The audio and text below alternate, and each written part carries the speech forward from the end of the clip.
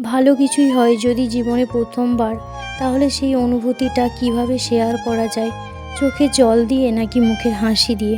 যাই হোক না কেন, ভালো সময়গুলো আমি স্মৃতি হিসেবেই সারা জীবন ধরে রাখতে চাই।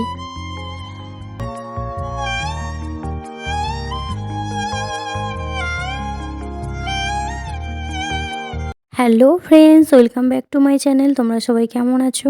আমি চলে এসেছি সুমনা তোমাদের নিউ একটা ব্লগ নিয়ে। আর আমি এটা কোথায় যাচ্ছিলাম বলো তো? আমি যাচ্ছিলাম গাদিয়ারা, মানে আমার মায়ের মামা বাড়ি এবং আমার দিদুনের বাবার বাড়ি। তো আমরা প্রথমে গেঁয়োখালি থেকে লঞ্চ পাড়িয়ে গাদিয়ারাতে চলে গিয়েছিলাম। আর দেখো, এটা আমার ছোট্ট বোনও আমার মায়ের হাত ধরে যাচ্ছিল। একবার ডাকলাম, চলে এলো, একটু ঘুরে ঘুরে ভিডিও করে নিল। আর দেখো, এখানে লেখা আছে আই লাভ গাদিয়ারা। এখানে দাঁড়িয়ে একটু পিক তোলার ইচ্ছা ছিল, বাট লঞ্চের টাইম হয়ে গেছিলো, তাই তাড়াহুড়ো করে চলে এসেছি। আর দেখো, আমরা এটা গ্রামের রাস্তা দিয়ে যাচ্ছিলাম টোটোতে করে। আর এটা ছিল আমার দিদুনের মা, মানে আমার বুড়া মা হয়। তো এখনও 104 বছর বয়স ওনার। তো এখনও গালটাল কি নরম, তাই কথা বলছিলাম, তোমার নাম নাম কি মনে জিজ্ঞাসা আছে? করছিলাম। তোমার নাম কি?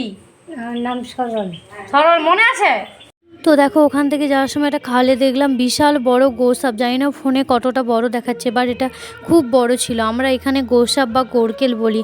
আর তোমরা কোথায় কে কী বলো, একটু কমেন্টস করে জানিও তো। তো দেখো, আমরা ওই বুড়ামার সাথেই দেখা করতে গিয়েছিলাম, মাঝের মধ্যেই যাই।